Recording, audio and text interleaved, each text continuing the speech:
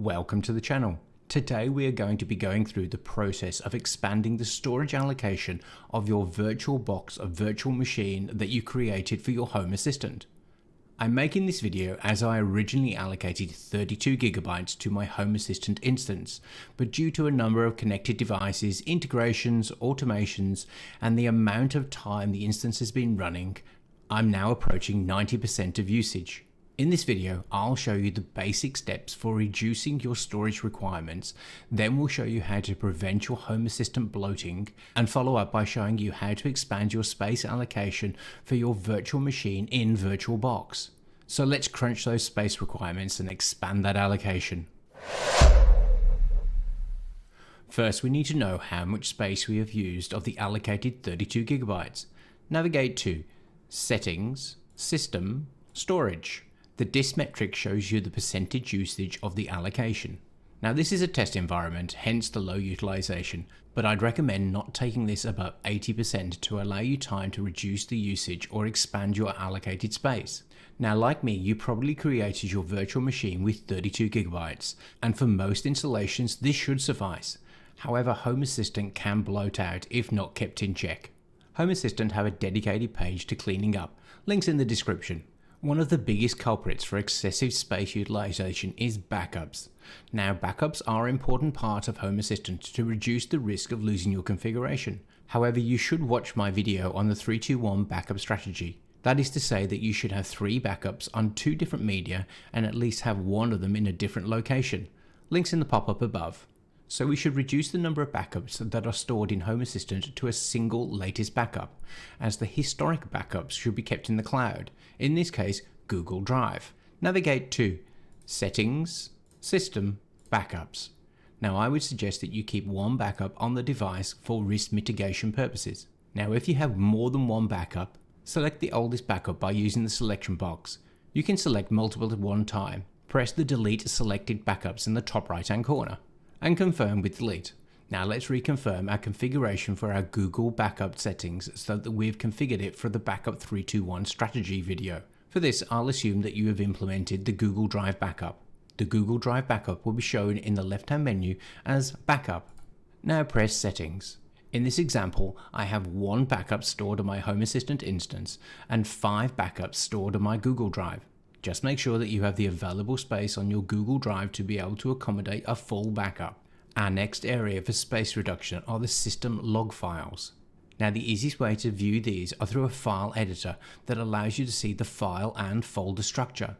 The best tool for this is Studio Code Server. Check out the pop-up above if you don't have Studio Code Server installed.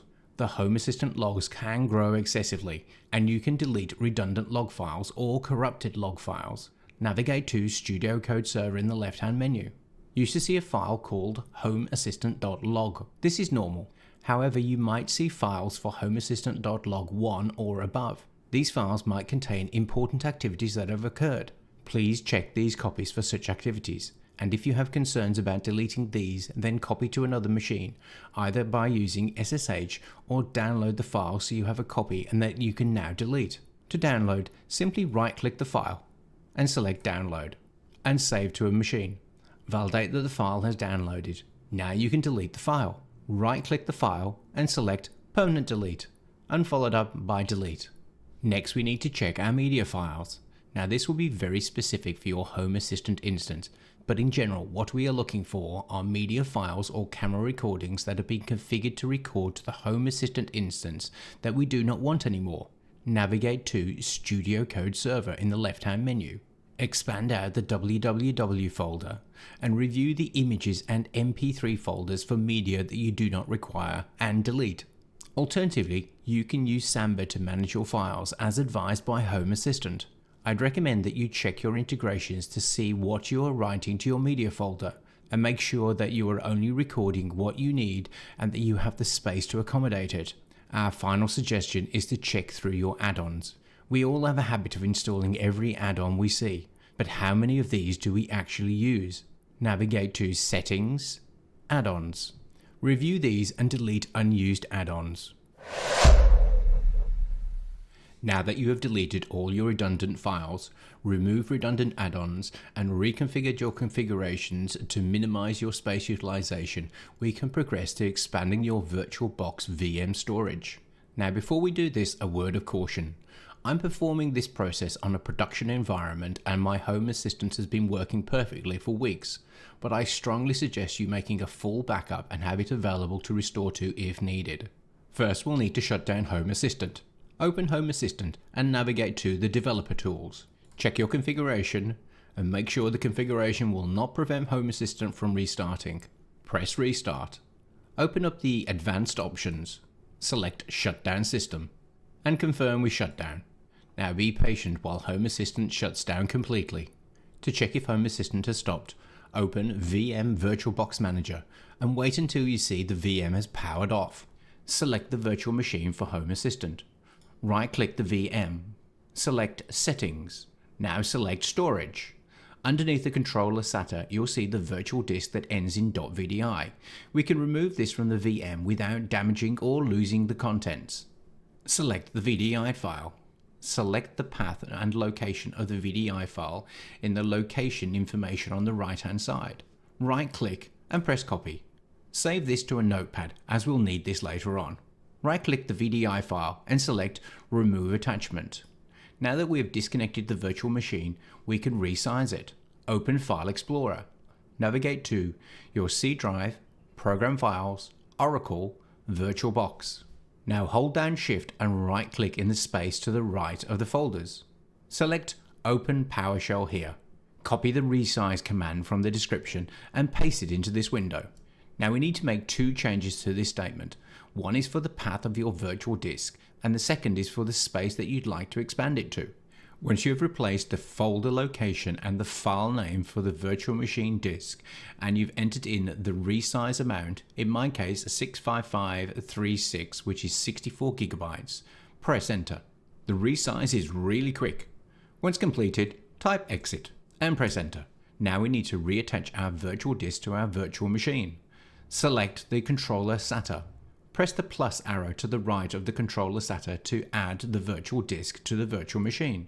Your virtual disk will show up in the media selector. Select your virtual disk and press choose. You can now press OK as your virtual disk has been reattached to your virtual machine. On this storage information, your virtual disk will now show up at the expanded size, in this case 64 gigabytes.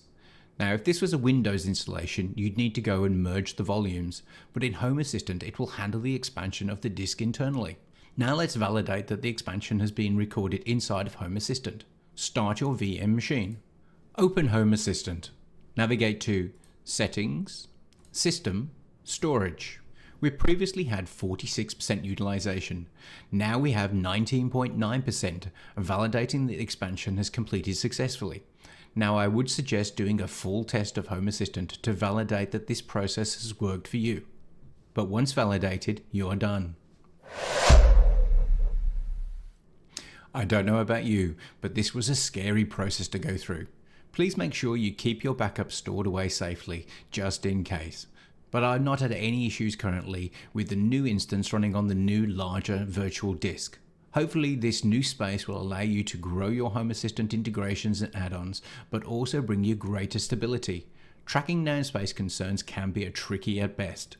Well, I hope you enjoyed the video, and if you did, then like, comment, share and subscribe. And if you want early and exclusive access to similar material, then why not become a channel member? And if I've helped you avoid almost certain catastrophe, then why not a super thanks or a PayPal donation? It's really appreciated. Until the next one.